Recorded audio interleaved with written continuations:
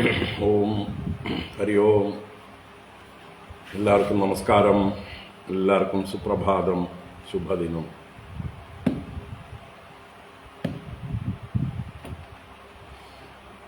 ഓം ശുക്ലാംബരധരം വിഷ്ണും ശശിവർണം ചതുർഭുജം പ്രസന്നവദനം ധ്യായേത് സർവവിഘ്നോപശാന്തയേ. ഗുരവേ സർവലോകാനാം വിഷജേ ഭവരോഗിണാം നിധയേ സർവവിദ്യാനാം ദക്ഷിണാമൂർത്തയേ നമഃ. ജന്മാദ്യസ്യ യതോന്മയാദിതരതശ്ചാർത്ഥേഷ്വഭിജ്ഞസ്വരാട് തേനേ ബ്രഹ്മഹൃദായ ആദികവയേ മുഹ്യന്തി യത്സൂരയഃ. തേജോ വാരിമൃതാം യദാ വിനിമയോ യത്ര സർഗോ മൃഷാ ധാംനാ സ്വേന സദാ നിരസ്തകുഹകം സത്യം പരം ധീമഹി. ധർമ്മഃ പ്രോജ്ജിതകൈതവോത്ര പരമോ നിർമ്മത്സരാണാം സദാം വേദ്യം വാസ്തവമത്ര വസ്തു ശിവദം താപത്രയോന്മൂലനം. ശ്രീമദ്ഭാഗവതേ മഹാമുനികൃതേ കിം വാ പരൈരീശ്വരഃ സദ്യോ ഹൃദ്യവരുധ്യതേത്ര കൃതിഭിഃ ശുശ്രൂഷുഭിസ്തൽക്ഷണാത്. നിഗമകൽപതരോർഗളിതം ഫലം സുഖമുഖാദമൃതദ്രവസംയുതം പിബത ഭാഗവതം രസമാലയം മുഹുരഹോ രസികാ ഭുവി ഭാവുകാഃ. നാരായണം നമസ്കൃത്യ നരം ചൈവ നരോത്തമം ദേവീം സരസ്വതീം വ്യാസം തതോ ജയമുദീരയേത്. യം പ്രവ്രജന്തമനുപേതമപേതകൃത്യം ദ്വൈപായനോ വിരഹകാതര ആജുഹാവ. പുത്രേതി തന്മയതയാ തരവോഭിനേദുഃ തം സർവഭൂതഹൃദയം മുനിമാനതോസ്മി. യസ്വാനുഭാവമഖിലശ്രുതിസാരമേകം അധ്യാത്മദീപമതിതിതീർഷതാം തമോന്ധം സംസാരിണാം കരുണയാഃ പുരാണഗുഹ്യം തം വ്യാസസൂനുമുപയാമി ഗുരും മുനീനാം. മൂകം കരോതി വാചാലം പങ്കും ലംഘയതേ ഗിരിം യത്കൃപാതമഹം വന്ദേ പരമാനന്ദമാധവം. യം ബ്രഹ്മാ വരുണേന്ദ്രരുദ്രമരുതഃ സ്തുന്വന്തി ദിവ്യൈസ്തവൈഃ വേദൈः സാംഗപദക്രമോപനിഷദൈഃ ഗായന്തി യം സാമഗാഃ. ധ്യാനാവസ്ഥിതതദ്ഗതേന മനസാ പശ്യന്തി യം യോഗിനോ യസ്യാന്തം ന വിദുഃ സുരാസുരഗണാഃ ദേവായ തസ്മൈ നമഃ.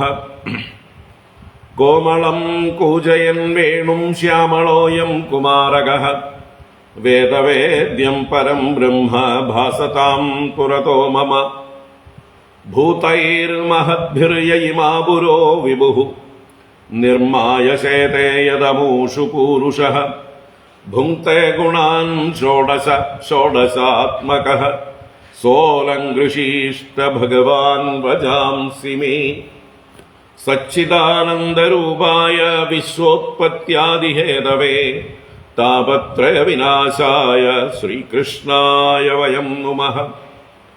കൃഷ്ണായ വാസുദേവായ ഹരയേ പരമാത്മനെ പ്രണതക്ലേശനാശായ ഗോവിന്ദായ നമോ നമഃ. കൃഷ്ണായ വാസുദേവായ ദേവകീനന്ദനായ ച നന്ദഗോപകുമാരായ ഗോവിന്ദായ നമോ നമഃ. നമഃ പങ്കജനാഭായ നമഃ പങ്കജമാലിനേ നമഃ പങ്കജനേത്രായ നമസ്തേ പങ്കജാംഗ്രയേ. പീതാംബരം കരവിരാജിത ശംഖചക്രകൗമോദഗീ സരസിജം കരുണാസമുദ്രം രാധാസഹായമത അതിസുന്ദരമന്ദഹാസം വാതാലയേശമനിശം ഹൃദി ഭാവയാമി. വാതാലയേശമനിശം ഹൃദി ഭാവയാമി.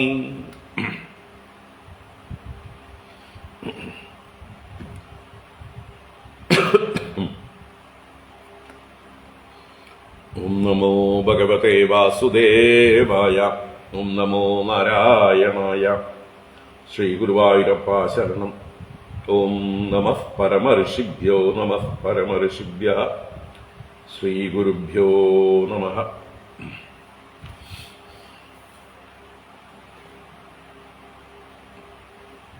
നാരായണ. ഹരി ഓം. എല്ലാവർക്കും നമസ്കാരം.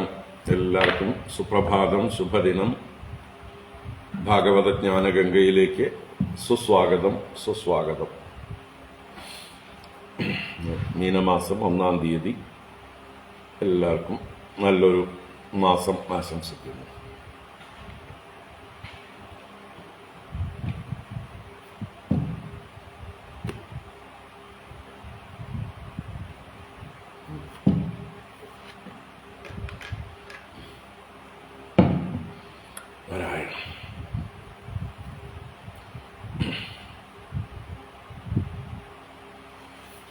നമ്മള് ഭാഗവത ജ്ഞാനഗംഗ ശ്രീകൃഷ്ണ ലീലാമൃതം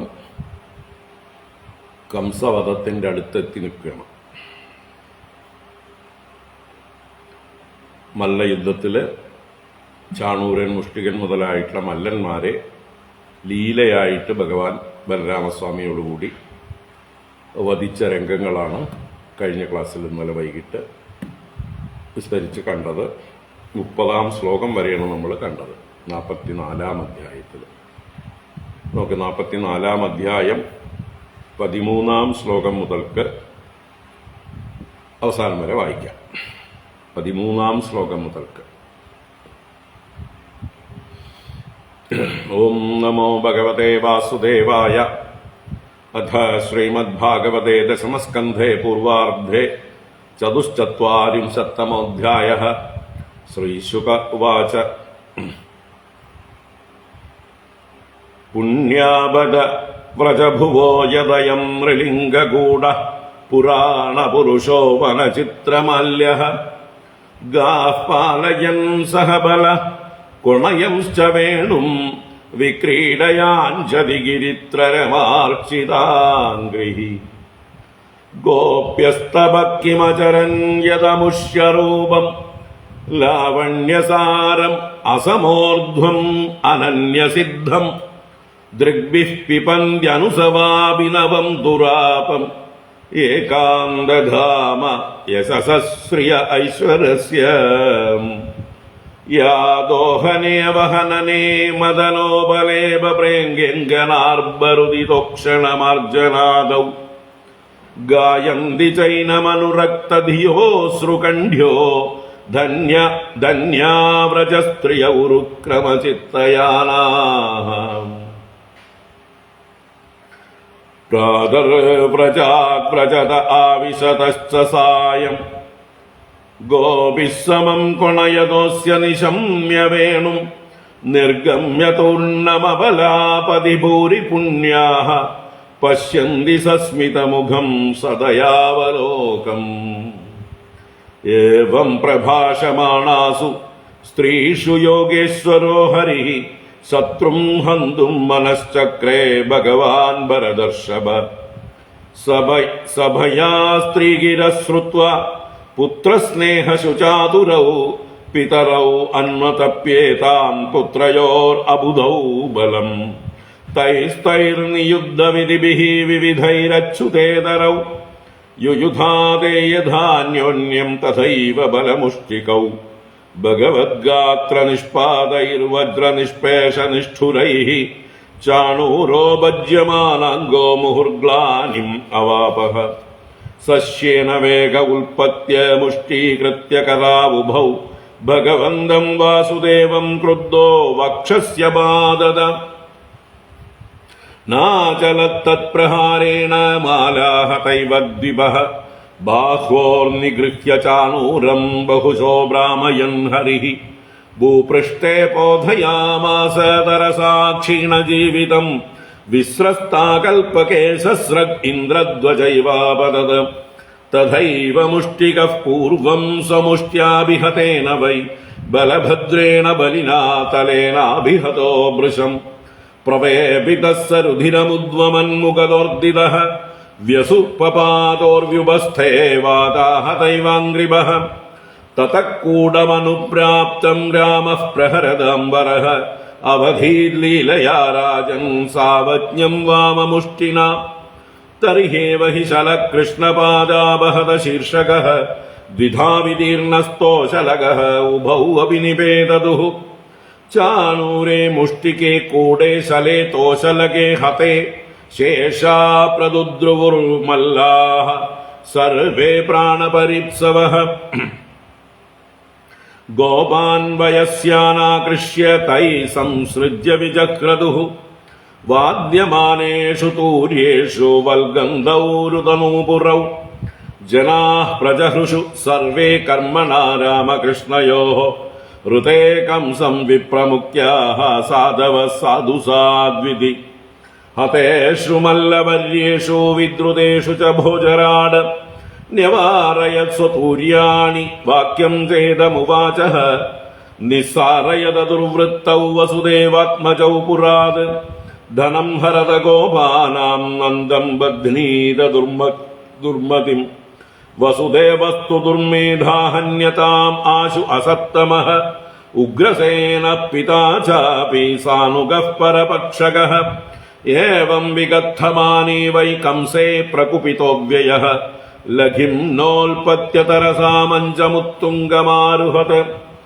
തമാവിശന്ദമാലോക്യ മൃത്യുമാത്മന ആസനാത് മനസ്വീ സഹസോത്ഥായ ജഗൃഹേ സോऽസി ധർമ്മണി തം ഖഡ്ഗപാണിം വിചരന്തമാശു ശേനം യദാ ദക്ഷിണ സവ്യമംബരേ സമഗ്രഹീത് ദുർവിഷഹോഗ്രതേജ യഥോരഗം താക്ഷ്യസുതഃ പ്രസഹ്യ പ്രഗൃഹ്യ കേശേഷു ചലത്കിരീടം നിപാത്യ രംഗോപരി തുംഗമഞ്ചാത് തസ്യോപരിഷ്ടാത് സ്വയമബ്ജലാഭഃ പപാദ വിശ്വാശ്രയ ആത്മതന്ത്രഃ തം സംപരേദം വിചകർഷ ഭൂമൗ ഹരിർയഥേവം ജഗതോ വിപശ്യതഃ ഹാഹേതി ശബ്ദഃ സ്വമഹാൻ തദാഭൂത് ഉദീരിതഃ സർവജനൈർനരേന്ദ്ര സ നിത്യതോദ്വിഗ്നദിയാതമീശ്വരം പിബൻ വദൻ വാ വിചരൻ സ്വപൻ ശ്വസൻ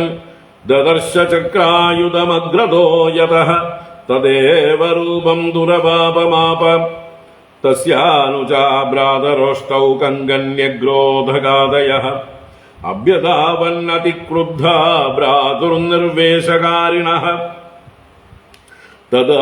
തദാതിരവസാന്താംസ്തു സംയത്താൻ രോഹിണീസുതഃ അഹൻ പരിഘമുദ്യമ്യ പശൂനിവ മൃഗാദിഭഃ നേതുർദുന്ദുഭയോ വ്യോംനി ബ്രഹ്മേശാദ്യാ വിഭൂതയഃ പുഷ്പൈകിരന്തസ്തം പ്രീതാഃ ശശംസുർനമൃദുഃ സ്ത്രിയഃ തേഷാം സ്ത്രിയോ മഹാരാജ സുഹൃന്മരണദുഃഖിതാഃ തത്രാഭീർവിനിഘ്നന്ത്യഃ ശീർഷാണ്യശ്രുവിലോചനാഃ ശയാനാൻ വീരശയ്യായാം പതീനാലിംഗ്യ ശോചതീഃ വിലേപുഃ സുസ്വരം നാര്യോ വിസൃജന്ത്യോ മുഹുഃശുചഃ ഹാ നാദ പ്രിയധർമ്മജ്ഞ കരുണാനാദവത്സല ത്വയാ ഹതേന നിഹതാ വയം തേ സഗൃഹപ്രജാഃ ത്വയാ വിരഹിതാ പത്യാ പുരീയം പുരുഷർഷഭ ന ശോഭത്തെ വയമിവ നിവൃത്തോത്സവമംഗള അനാഗസാം ത്വം ഭൂതാനാം കൃതവാൻ ദ്രോഹമുൽബണം തേനേ മാം ഭോദശാം നീതോ ഭൂതദൃക്കോലഭേദശം സർവേഷാമിഹ ഭൂതാനാമേഷ ഹി പ്രഭവാപ്യയഃ ഗോപ്താ ച തദവധ്യായി ന ക്വചിത് സുഖമേതദേ. ശ്രീശുക ഉവാച രാജയോഷിത ആശ്വാസ്യ ഭഗവാൻ ലോകഭാവനഃ യാമാഹുർലൗകികീം സംസ്ഥാം ഹതാനാം സമകാരയത് മാതരം പിതരം ചൈവ മോചയിത്വാദബന്ധനാത് കൃഷ്ണരാമൗ വവന്ദാദേ ശിരസാ സ്പൃശ്യ പാദയോഃ ദേവകീ വസുദേവശ്ച വിജ്ഞായ ജഗദീശ്വരൗ കൃതസംബന്ധനൗ പുത്രൗ സസ്വജാതേന സംഗീതൗ. हरि ओम इति श्रीमद्भागवते महापुराणे पारमहंस्यां संहितायां दशमस्कन्धे पूर्वार्धे कंसवधो नाम चतुश्चत्वारिंशत्तमोऽध्यायः। सर्वत्र गोविन्द नाम संकीर्तनं गोविन्द गोविन्द। नारायणाखिल गुरो भगवन्नमस्ते, नारायणाखिल गुरो भगवन्नमस्ते, नारायणाखिल गुरो भगवन्नमस्ते।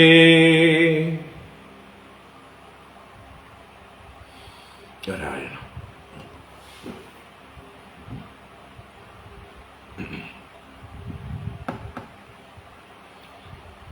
ഹരി ഓം. എല്ലാവർക്കും ഒരിക്കൽ കൂടെ നമസ്കാരം. എല്ലാവർക്കും സുപ്രഭാതം, ശുഭദിനം, മീനമാസം 1-ാം തീയതി ആശംസകൾ.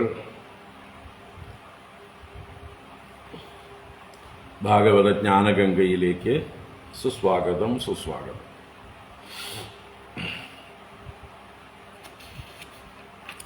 ഭാഗവത ജ്ഞാനഗംഗ നമ്മൾ ദശമസ്കന്ധം 44-ാം അധ്യായം ആദ്യ ഭാഗത്ത് മല്ലയുദ്ധം.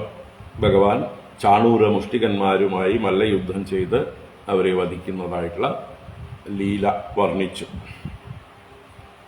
അതിനെ തുടർന്ന് കംസവധം ആണ് ഇനി വർണ്ണിക്കാനുള്ളത്, ഇന്ന് വായിക്കുന്ന അല്ലെങ്കിൽ ഇന്ന് പറയുന്ന ഭാഗം. ഇപ്പോൾ ബാലന്മാരായ രാമകൃഷ്ണന്മാര് വലിയ പർവ്വത ശരീരികളായ മല്ലന്മാരോട് യുദ്ധം ചെയ്യുന്നത് അന്യായമാണ്, അധർമ്മമാണ്, ഈ സഭയിൽ ഇരിക്കാൻ തന്നെ പാടില്ല എന്നുള്ള രീതിയിൽ മധുരാപുരവാസികളായ സ്ത്രീകൾ പറഞ്ഞ കാര്യം നമ്മൾ വിശദീകരിച്ച് കണ്ടു. അതിലവർ അവസാന ഭാഗത്ത് വളരെ മനോഹരമായിട്ട് വൃന്ദാവനത്തിലെ ഗോപികമാരുടെ ഭാഗ്യത്തെക്കുറിച്ച് ആവർത്തിച്ചു പറഞ്ഞു. ആ പുരാണ പുരുഷനായ ഭഗവാൻ മനുഷ്യരൂപത്തിൽ വേഷം കെട്ടി അവരുടെ കൂട്ടത്തിൽ പശുക്കളെ പാലിച്ചുകൊണ്ട് ബലരാമനോടുകൂടി വേണുവാദം ചെയ്തുകൊണ്ട് വിക്രീഡയാ അഞ്ജതി, ക്രീഡയായി സഞ്ചരിക്കുന്നുവല്ലോ, മഹാദേവനാലും ലക്ഷ്മീദേവിയാലും പൂജിക്കപ്പെടുന്ന പാദങ്ങളോടുകൂടിയ മഹാവിഷ്ണു ഭഗവാൻ. ആ ഗോപികമാർ എന്ത് തപസ്സാണ് ചെയ്തത്! കാരണം ഈ ഭഗവാന്റെ ലാവണ്യസാരവും അസമോർധ്വവും അനന്യസിദ്ധവുമായിരിക്കുന്ന, ദുരാപമായിരിക്കുന്ന, അനുസവ അഭിനവമായിരിക്കുന്ന, ഐശ്വര്യത്തിന്റെയും ശ്രീയുടെയും യശസ്സിന്റെയും ഏകാന്തധാമമായ ഭഗവാന്റെ ഈ അതിമനോഹര രൂപം നിത്യവും കണ്ണുകൊണ്ട് പാനം ചെയ്യുവാനായിക്കൊണ്ട് ഗോപികമാർ എന്ത് ഭാഗ്യമാണ് ചെയ്തത്! ആ ഗോപികമാര് അവരെന്ത് കർമ്മം ചെയ്യുമ്പോഴും, പശുക്കളെ കറക്കുമ്പോഴും, ധാന്യങ്ങൾ ഇടിക്കുമ്പോഴും, എന്താ പറയുക, അത് ചേറി വൃത്തിയാക്കുമ്പോഴും,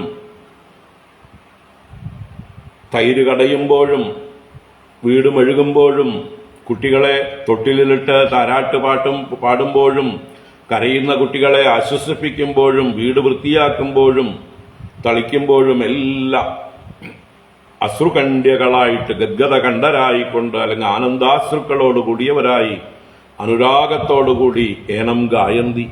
ഈ കൃഷ്ണനെ കുറിച്ചാണ് ഗാനം ചെയ്യുന്നത്. ആ വ്രജസ്ത്രീകൾ ഭഗവാനിൽ തന്നെ മനസ്സ് വച്ചിരിക്കുന്നതായിട്ടുള്ള ആ ഗോപികമാർ ധന്യാഹ, ഭാഗ്യവതികളാണ്, ഭാഗ്യവതികളാണ്. രാവിലെ ഭഗവാൻ ഗോകുലത്തിൽ നിന്ന് പശുക്കളെ ആട്ടിക്കൊണ്ടുപോകുമ്പോഴും വൈകുന്നേരം തിരിച്ച് വരുമ്പോഴും തന്റെ വേണുനാദം കൊണ്ട് ഗോപികമാരെ ക്ഷണിച്ചുകൊണ്ടതാ ഞാൻ വരുന്നുണ്ട്, എല്ലാവരും തയ്യാറായി നിന്നോളൂ, എന്നെ ദർശിക്കാം എന്ന മട്ടില് ഭഗവാന്റെ എഴുന്നള്ളത്ത് ഭഗവാൻ തന്നെ വിളിച്ചു പറഞ്ഞുകൊണ്ട് അങ്ങനെ വരുമ്പോൾ ആ അബലകളായ ഭൂരിപുണ്യകളായ ആ ഗോപികമാർ ഭഗവാന്റെ മുഖത്തെ സസ്മിതമുഖം സദയാവലോകം മുഖം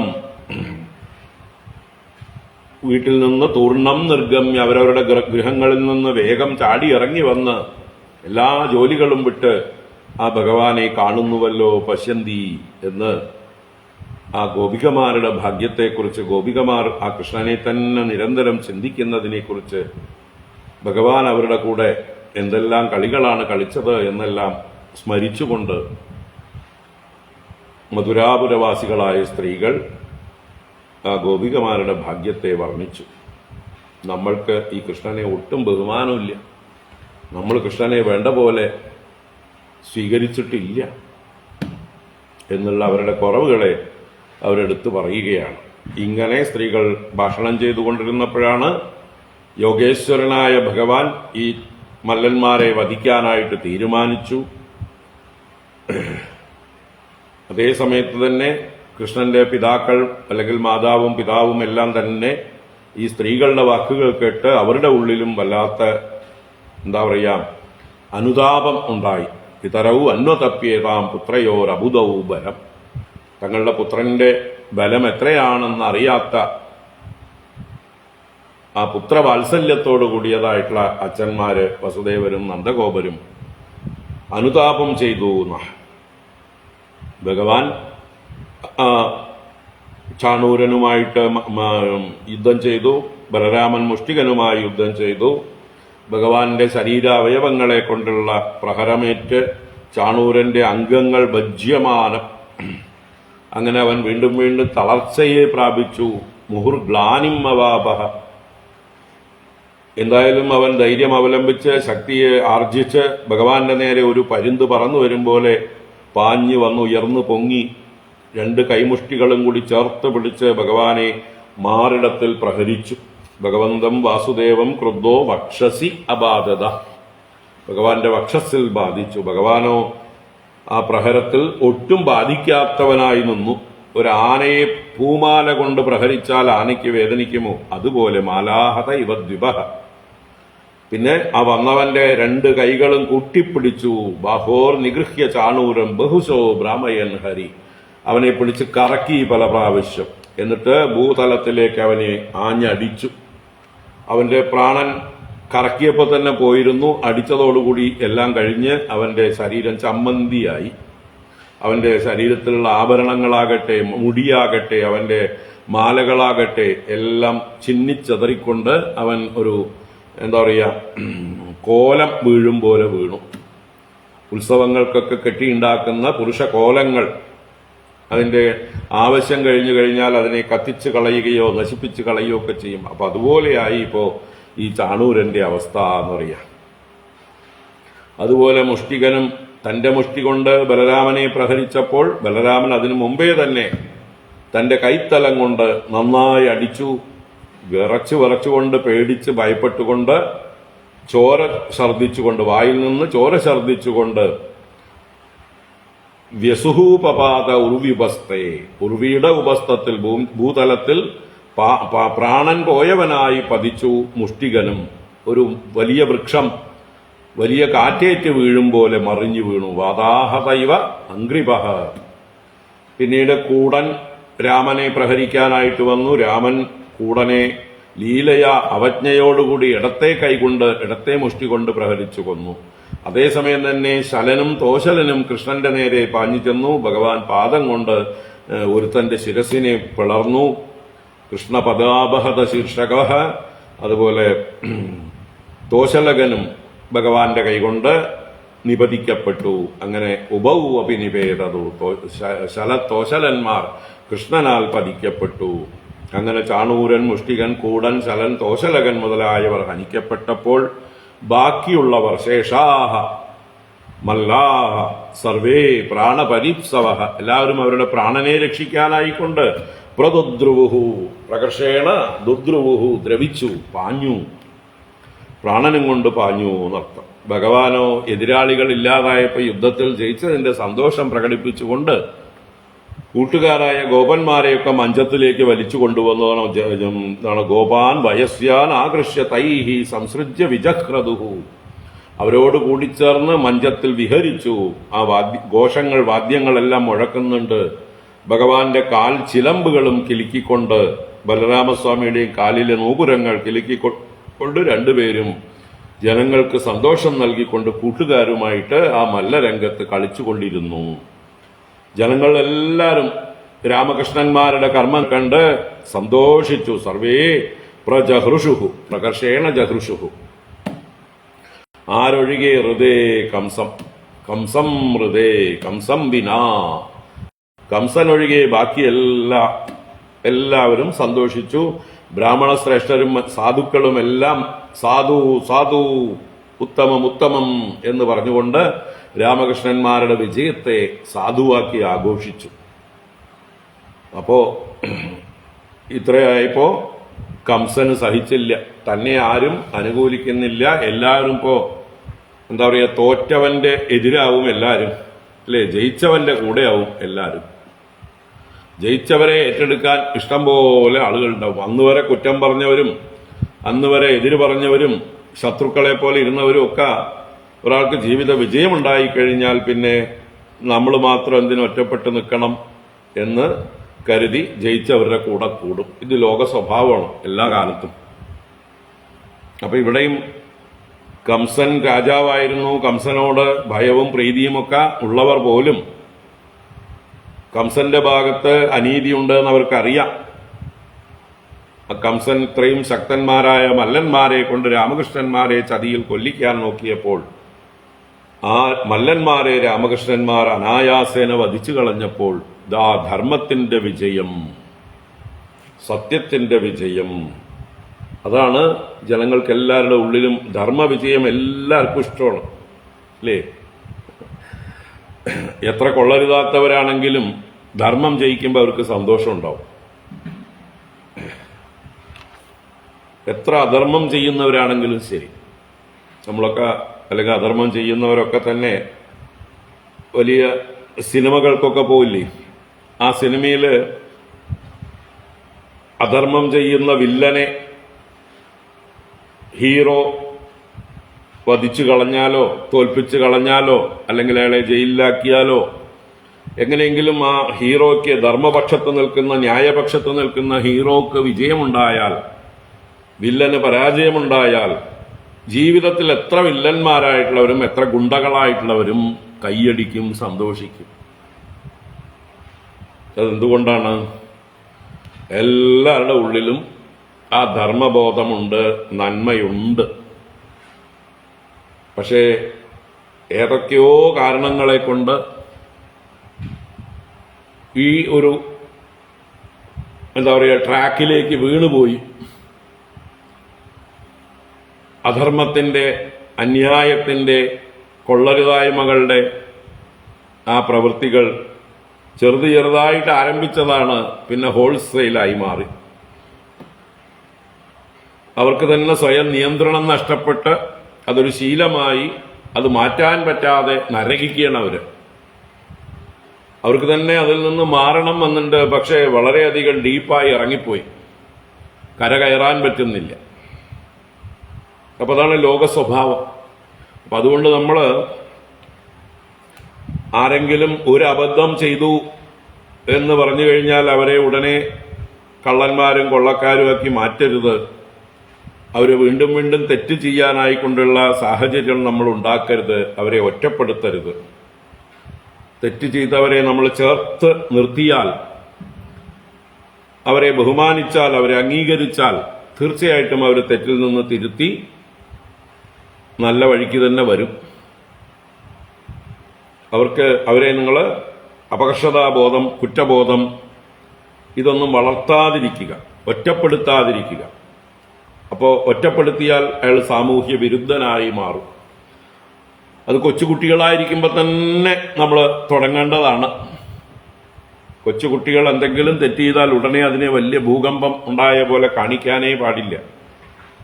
അതിനെ നിസ്സാരമായിട്ട് അവരെ ചേർത്ത് പിടിച്ച് അവർ തന്നെ ഭയപ്പെട്ടിട്ടുണ്ടാവും ഓരോ തെറ്റ് ചെയ്തതിൽ. സാരമില്ല എന്ന് പറഞ്ഞ് അവരെ ചേർത്ത് പിടിക്കണം. നിരന്തരം തെറ്റ് ചെയ്യുന്ന പിള്ളേരുണ്ട്, അത് പിന്നെ അവര് ആ ശീലത്തിലേക്ക് വീണ് കഴിഞ്ഞു. നമ്മൾ കാണുമ്പോൾ വൈകിപ്പോയിരിക്കണം.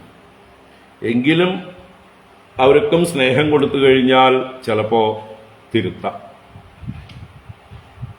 നല്ല വഴിക്ക് തന്നെ അവരെയും കൊണ്ടുവരാം. അപ്പൊ ഇതാണ് ലോക സ്വഭാവം. അപ്പൊ ഇവിടെ കംസന്റെ പക്ഷത്തുള്ള ആളുകൾ പോലും ഇപ്പൊ കംസനെ ഭയമില്ലാതായി, അവരുടെ ഉള്ളിലുള്ളത് തുറന്ന് പ്രകടിപ്പിക്കാൻ തുടങ്ങി. നന്മയുടെ വിജയം അവർ ആഘോഷിക്കുന്നു. അപ്പൊ അതാണ് ഇവിടെ സാധു സാധു ഇതി കംസമൃതേ വിപ്രമുഖ്യാഹ സാധവഃ അവരെല്ലാം പ്രജഹൃഷു പ്രകർഷേണ ഹർഷം പ്രകടിപ്പിച്ചു. രാമകൃഷ്ണന്മാരുടെ വിജയം എല്ലാവരും ആഘോഷിച്ചു. അപ്പോ ചിന്തിക്കുക.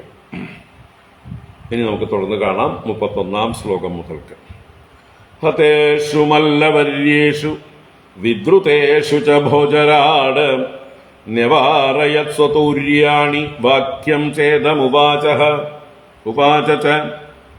ഹതേഷു മല്ലവര്യേഷു വിദ്രുതേഷു ച ഭോജരാട് നിവാരയത് സ്വതൂര്യാണി വാക്യം ചേദമുവാച ച.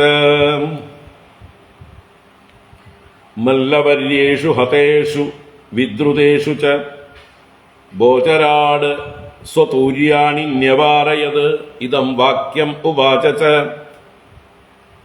അപ്പൊ മല്ലവര്യേഷു ഹതേഷു, മല്ലവര്യന്മാർ ചാണൂര മുഷ്ടിക ശലത് അല്ലെ തോശലനായി മുതലായിട്ടുള്ള കൂടൻ മുതലായവരെല്ലാവരും ഹനിക്കപ്പെട്ടു. പ്രമുഖരെല്ലാം ഹനിക്കപ്പെട്ടു. ബാക്കി വിദ്രുതേഷു, ബാക്കി വന്ന മല്ലന്മാര് വിദ്രുതരായി ഓടിപ്പോയി, പ്രാണനും കൊണ്ട് കടന്നു കളഞ്ഞു. അങ്ങനെ ഇപ്പൊ പ്രതിയോഗികളില്ലാതെ രാമകൃഷ്ണന്മാർ വിജയിച്ച് അവിടെ ആഹ്ലാദിക്കുകയാണ്, അവരുടെ വിജയം ഘോഷിക്കുകയാണ്. ആ സന്ദർഭത്തിൽ മല്ലവര്യേഷു ഹതേഷു വിദ്രുതേഷു സത്സു അങ്ങനെയെല്ലാം ഉണ്ടായപ്പോൾ ഭോജരാട്, ഭോജരാജാവായ കംസൻ സ്വതൂര്യാണി നിവാരയത്, സ്വതൂര്യാണി താൻ ഏർപ്പാട് ചെയ്തിട്ടുള്ളതാണ് വാദ്യങ്ങളൊക്കെ അല്ലേ, രാജാവെന്ന നിലയ്ക്ക് ഇതിനെല്ലാം താൻ തന്നെയാണ് സ്പോൺസർ. അപ്പോ താൻ തന്നെ ചാണൂര മുഷ്ടികാദികളുടെ വിജയം ആഘോഷിക്കാൻ വേണ്ടിയിട്ടാണ് ഈ തൂര്യന്മാരെയൊക്കെ വിളിച്ചു വരുത്തി വാദ്യങ്ങളൊക്കെ കൊട്ടിച്ചിട്ടുള്ളത്. ഇപ്പോ ഫലം തിരിച്ചായി. അപ്പൊ ഇനിയിപ്പോ വാദ്യമൊക്കെ അവിടെ നിർത്തിക്കോളൂ, മതിയാക്കൂ നിങ്ങളുടെ വാദ്യങ്ങൾ എന്ന് പറഞ്ഞ് ദേഷ്യം പ്രകടിപ്പിച്ചുകൊണ്ട് ക്രോധിച്ചുകൊണ്ട് വാദ്യഘോഷക്കാരെയൊക്കെ നിർത്തിച്ചു. അതാണ് സ്വതൂര്യാണി ഭോജരാട് നിവാരയത്, നിവാരണം ചെയ്ത് കടന്നു പോവിന് ഇവിടുന്ന്.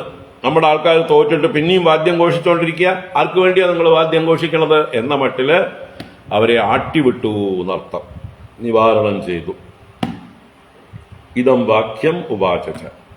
ഈ താഴെ പറയുന്ന വാക്കുകളെ അദ്ദേഹം വിളിച്ചു പറയുകയും ചെയ്തു. തന്റെ ഭൃത്യന്മാരായിട്ടുള്ള ആരവിടെ എന്ന് ചോദിച്ചുകൊണ്ട് തന്റെ ലോയലായിരിക്കുന്ന ആളുകളെ കൊണ്ട് വീണ്ടും കാര്യങ്ങൾ നിർവഹിക്കാനായിക്കൊണ്ട് അദ്ദേഹത്തിന്റെ ദുഷ്ടത്തരം പിന്നെയും പൊങ്ങി വരികയാണ്. അപ്പോ ഇവിടെ സ്വവാദ്യങ്ങൾ മുടക്കി എന്നേ പറഞ്ഞുള്ളൂ. സ്വതൂര്യാണി നിവാരയത്, താൻ പേ ചെയ്ത് അല്ലെ തന്റെ കൂലിക്കാരായി വാദ്യങ്ങൾ മുഴക്കുന്നവരെ മാത്രമേ കംസൻ ഇവിടെ നിവാരണം ചെയ്യാൻ പറ്റുള്ളൂ. ബാക്കി ആരെങ്കിലുമൊക്കെ കൃഷ്ണപക്ഷത്ത് വാദ്യങ്ങൾ കൊണ്ടുവന്നിട്ടുണ്ടെങ്കിൽ അവരെ നിർത്താൻ പറയാനോ, അതല്ലെങ്കിൽ ആകാശത്ത് ദേവന്മാര് ഗന്ധർവന്മാരൊക്കെ വാദ്യഘോഷങ്ങൾ ചെയ്യുമ്പോൾ അതിനെ തടയാനോ ഇപ്പൊ കംസന് സാധിച്ചില്ല. കാരണം അവർക്കും പേടിയില്ലാതായി. മറ്റത് കംസന്റെ നിഴല് കണ്ട പായുന്നവരാണ് ദേവന്മാരൊക്കെ. ഇപ്പോ ഈ രാമകൃഷ്ണന്മാര് കംസന്റെ മുമ്പിൽ തന്നെ എത്തിപ്പെട്ടിരിക്കുന്ന അവസ്ഥയിൽ, കംസന്റെ എല്ലാ ഭൃത്യന്മാരെയും കൊന്നൊടുക്കിയിരിക്കുന്ന ഈ അവസ്ഥയിൽ ഇനിയിപ്പോ കംസൻ മാത്രമേ വധിക്കപ്പെടാൻ ബാക്കിയുള്ളൂ എന്നുള്ളപ്പോ നല്ല ധൈര്യം വന്നു ദേവന്മാർക്കൊക്കെ.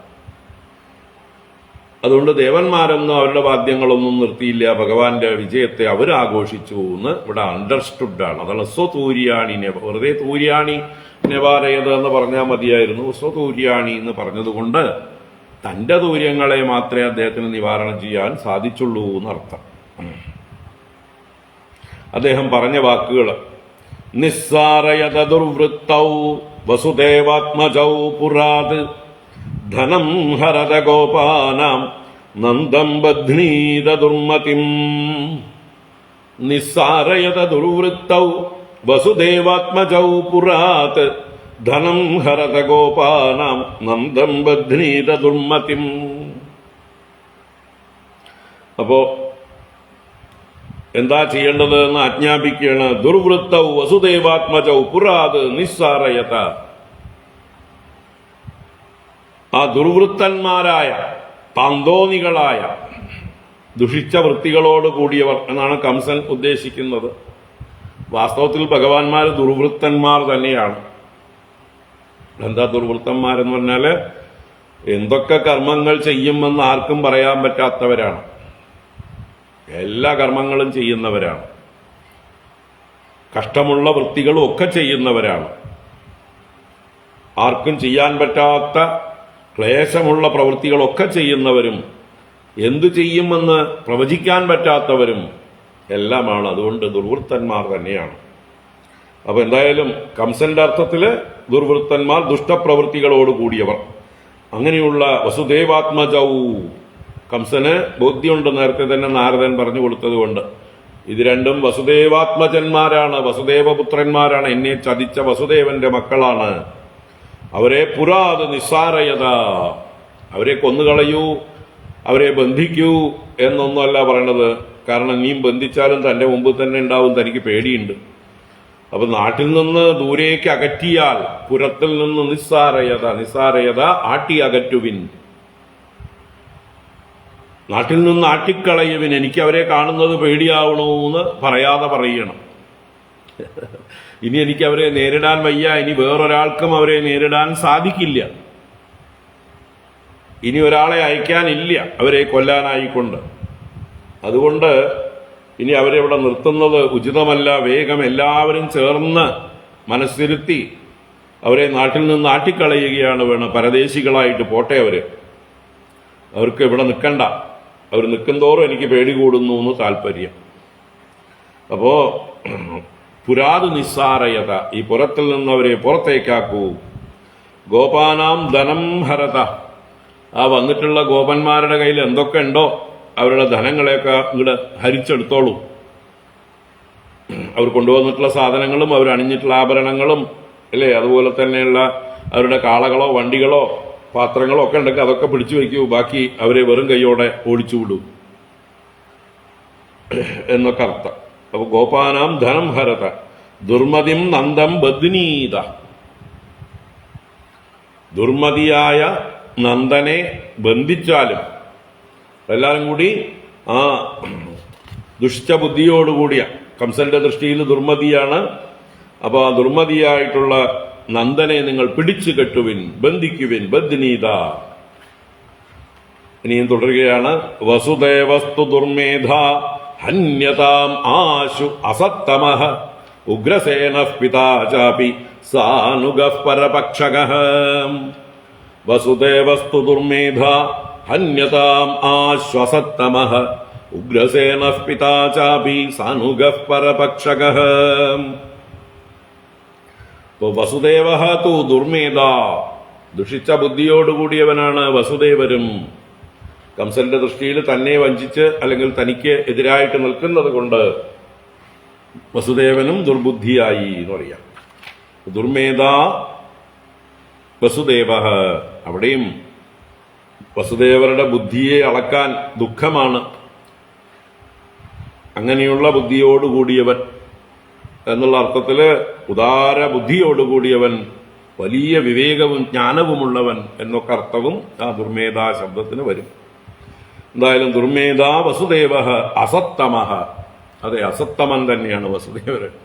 അസത്തമൻ എന്ന് ഇദ്ദേഹം ഉദ്ദേശിച്ചത് അസത്തുക്കളിൽ വെച്ച് തമൻ, ദുഷ്ടന്മാരിൽ വെച്ച് ഏറ്റവും തമനാണ്, സൂപ്പർലേറ്റീവാണ് ഈ വസുദേവൻ. അസത്തുക്കളിൽ വെച്ച് തമൻ എന്ന് ഉദ്ദേശിച്ചത്.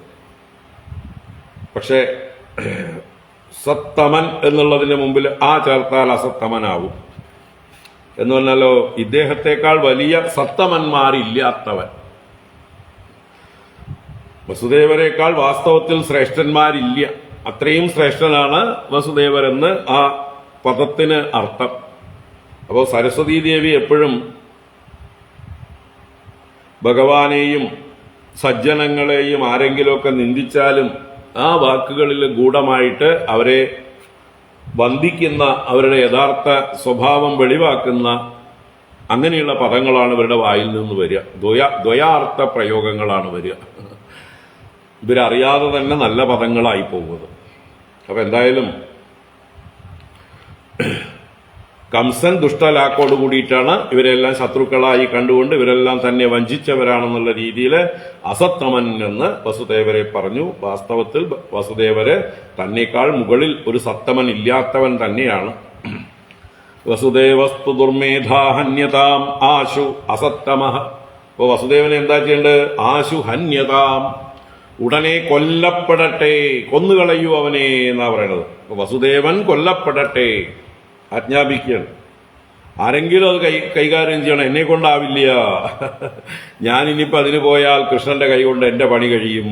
ആ ഒരു ഇതും കൂടി ഉണ്ടാവാം തന്റെ ഭടന്മാരോട് നിർദ്ദേശിക്കുകയാണ്. വസുദേവനെ കൊന്നുകളയൂ. ഉഗ്രസേന പിതാചാഭി സാനുഗഹ പരപക്ഷഗഹ. എന്റെ പിതാവായ ഉഗ്രസേനൻ അദ്ദേഹവും പരപക്ഷകനാണ്, ശത്രുപക്ഷത്തെ അനുകൂലിക്കുന്നവനാണ്, ആ പക്ഷത്തേക്ക് ചാഞ്ഞു കിടക്കുന്നവനാണ്, പരപക്ഷം ഗമിച്ചവനാണ്. അപ്പൊ അതുകൊണ്ട് എന്റെ പിതാവാണെന്നൊന്നും നോക്കണ്ട. പരപക്ഷകനായതുകൊണ്ട് അവനെ മാത്രമല്ല, അച്ഛനെ മാത്രമല്ല, അയാളുടെ അനുഗന്മാർ ആരൊക്കെയുണ്ടോ, അയാളെ അനുസരിക്കുന്നവർ ആരൊക്കെയുണ്ടോ, അയാളുടെ ശിങ്കിടികളെ മുഴുവൻ കൊന്നുകളഞ്ഞോളൂ. നമുക്കൊരു ഭീഷണി ഉണ്ടാവാൻ പാടില്ല. അപ്പൊ എല്ലാവരെയും, നമുക്ക് ശത്രുക്കളായിരിക്കുന്ന എല്ലാവരെയും നിഗ്രഹിച്ചു കളയുക. ഇതാണ് അദ്ദേഹത്തിന്റെ ആജ്ഞ. അപ്പോ ഉഗ്രസേന പിതാചാപി സാനുഗഹ പരപക്ഷഗഹ. ഇങ്ങനെ എന്തൊക്കെയോ പുച്ചും പേയും പുലമ്പുന്നുണ്ട് കംസൻ. ഏവം വികഥമാനേ വൈ കംസേ പ്രകുപിതോവ്യയഃ ലഘിംനോൽപത്യതരസാമഞ്ജമുത്തുംഗമാരുഹത്. ഏവം വികഥമാനേ വൈ കംസേ പ്രകുപിതോവ്യയഃ ലഘിംനോൽപത്യതരസാമഞ്ജമുത്തുംഗമാരുഹത്. ഏവം വികത്തമാനേ വൈ കംസേ. കംസേ ഏവം വികത്തമാനേ വൈ. കംസൻ ഇങ്ങനെ പുലമ്പിക്കൊണ്ടിരിക്കുമ്പോൾ, വികഥനം ചെയ്തുകൊണ്ടിരിക്കുമ്പോൾ, ഒരു ഭ്രാന്തനെ പോലെ, ഒരു ഉന്മാദിയെ പോലെ പിച്ചും പേയും പറയണ പ്രാണഭയം കൊണ്ട്, അങ്ങനെയുള്ള ആ കംസൻ നിലവിളിച്ചുകൊണ്ടിരിക്കുമ്പോൾ അവ്യയഃ പ്രകുപിതഃ. വാസ്തവത്തിൽ ഒരു വികാരവും ഇല്ലാത്തവനാണ് ഭഗവാൻ. അതാണ് അവ്യയഃ എന്നുള്ള ശബ്ദം. ഭഗവാനെ ഇളക്കാൻ, ഭഗവാനിൽ കോപാദി വികാരങ്ങൾ ഉണ്ടാക്കാൻ ആർക്കും സാധ്യമല്ല. കാരണം ഭഗവാൻ എല്ലാറ്റിലും തന്നെ തന്നെ കാണുന്നവനാണ്. അപ്പോ അവ്യയനായ ഭഗവാൻ, വികാരരഹിതനും നാശരഹിതനുമായിട്ടുള്ള ഭഗവാൻ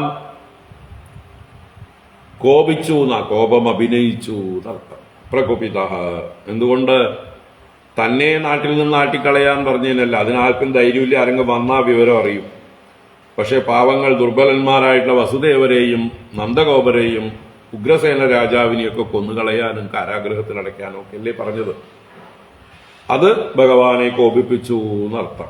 ഇങ്ങനെ അവരെന്ത് പഴച്ചു എന്നുള്ള മട്ടില് നിരപരാധികളെ കൊല്ലാൻ ആജ്ഞാപിക്കുന്ന ദുഷ്ടനായ രാജാവിന്റെ നേരെ ഭഗവാൻ കോപിച്ചു. ഇത്ര നേരം ഭഗവാൻ കളിച്ചുകൊണ്ടിരിക്കുകയായിരുന്നു. ആ മല്ലയുദ്ധത്തിൽ ജയിച്ചതിന്റെ സന്തോഷം പ്രകടിപ്പിച്ചുകൊണ്ടിരിക്കുകയായിരുന്നു. അമ്മാവനായ കംസന്റെ നേരെ കോപമൊന്നും പ്രകടിപ്പിച്ചിരുന്നില്ല. പക്ഷെ ഇവിടെ ഇപ്പോ കംസൻ വിളിച്ചു വരുത്തുകയാണ്. എന്നെ കൊല്ല്, ഞാൻ വധം അർഹിക്കുന്നു എന്ന മട്ടില് വികഥനം ചെയ്തുകൊണ്ടിരിക്കുകയാണ്, പുലമ്പിക്കൊണ്ടിരിക്കുകയാണ്, വിളിച്ചു വരുത്തുകയാണ്, പ്രകോപിപ്പിക്കുകയാണ്. അപ്പൊ അങ്ങനെ അവ്യയഃ പ്രകുപിതഃ. ഭഗവാൻ എന്ത് ചെയ്തു? തരസാ ലഘിംന ഉൽപ്പത്യ. തരസ എന്ന് പറഞ്ഞാൽ പെട്ടെന്ന് തന്നെ, ലഘിംന എന്ന് പറഞ്ഞാൽ തന്റെ ശരീരത്തെ ലാഘവത്തോടുകൂടി ആക്കിയിട്ട്, അണിമ മഹിമ ഗരിമ ലഘിമ ഈശിത്വം വശിത്വം പ്രാപ്തി പ്രാകാശ്യം മുതലായ അഷ്ടസിദ്ധികളിലെ ഒരു സിദ്ധിയാണ് ലഘിമ. ഗരിമ എന്ന് പറഞ്ഞാൽ ശരീരത്തിന് ഭാരം കൂട്ടാനുള്ള സാമർഥ്യം. ലഘിമ എന്ന് പറഞ്ഞാൽ ശരീരത്തിന് ലാഘവമുണ്ടാക്കാൻ, ലഘുവാക്കാൻ, ഭാരം കുറയ്ക്കാനുള്ള സാമർഥ്യം. ഇപ്പൊ ഭഗവാൻ ലഘിംന എന്ന് പറഞ്ഞാലോ ലഘിമയോടെ എന്ന് പറഞ്ഞാൽ തന്റെ ശരീരത്തെ ഭാരം കുറച്ചുകൊണ്ട്. എന്താ കാരണം? പൊങ്ങാനുണ്ട്, ഒരു പക്ഷിയെ പോലെ ഉയരാനുണ്ട്. എവിടുന്ന്? താഴെയുള്ള മല്ലരംഗത്ത് നിന്ന് കംസനിരിക്കുന്ന ഉയരത്തിലേക്കുള്ള മഞ്ചത്തിലേക്ക് പൊങ്ങാൻ. അതാണ് ലഘിംന തരസ ഉൽപ്പത്തി. അവിടേക്ക് മഞ്ചം. മഞ്ചം, കംസൻ ഇരിക്കുന്ന മഞ്ചത്തിലേക്ക് ഉൽപ്പത്യ മുകളിലോട്ട് ചാടിയിട്ട്, എന്നിട്ട് എന്ത് ചെയ്തു? ആ മഞ്ചത്തിന് ഉത്തുംഗം മഞ്ചം ആരുഹത്, ഉത്തുംഗമായിരിക്കുന്ന ഉയർന്നിരിക്കുന്ന ഏറ്റവും ഉയർന്ന പദവിയിലാണ് അദ്ദേഹം ഇരിക്കുന്നത്. അപ്പൊ ഉത്തുംഗമായ മഞ്ചത്തിലേക്ക് ആരുഹത് ആരോഹണം ചെയ്തു. അപ്പൊ നിന്നിടത്തു നിന്നൊന്ന് കുതിച്ചു എന്നർത്ഥം. ഒരു പക്ഷി പറന്ന് ഉയരും പോലെ മുകളിലേക്ക് അങ്ങോട്ട് ചാടി എന്നർത്ഥം, തന്റെ ശരീരഭാരം കുറച്ചിട്ട്.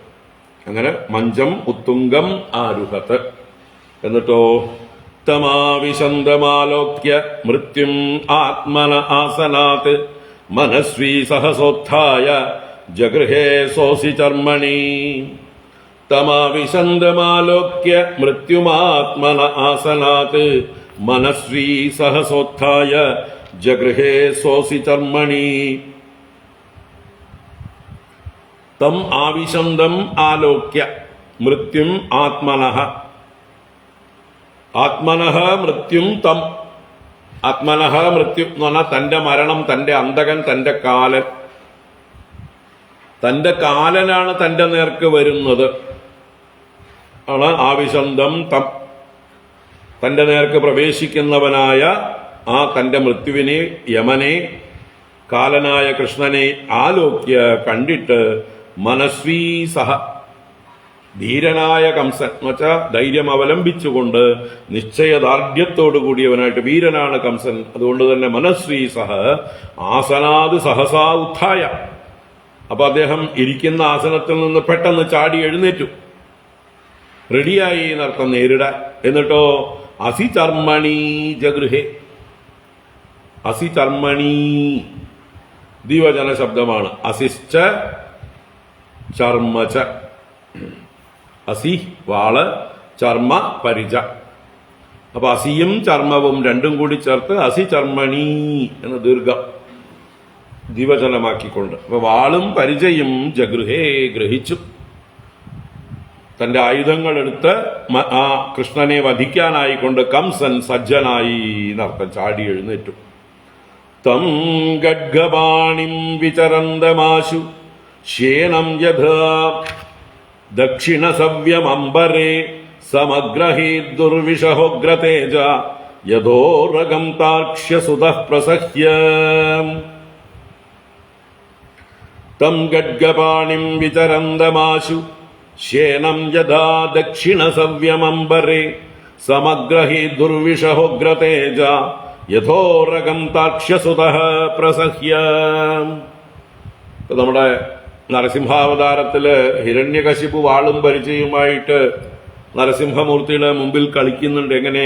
പരുന്ത് പറക്കും പോലെ എന്ന് പറയുന്നുണ്ട്. അവിടെയും ശേനവേഗം, ഇവിടെയും അതുപോലെ തന്നെയാണ്.